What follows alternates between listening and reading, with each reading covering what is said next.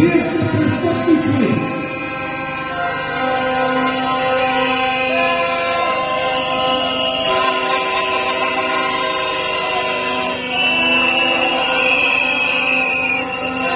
Колко полиция ги пази, за това плащаме заплатите им, за да пазят тези украинци.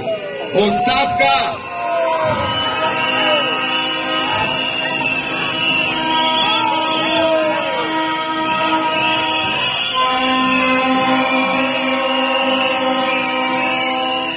След 20 минути ще гласувам вод на недоверие на украинското правителство, което стои начело на България.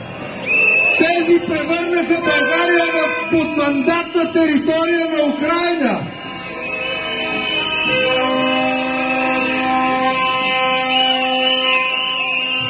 В полицията ни викат за защита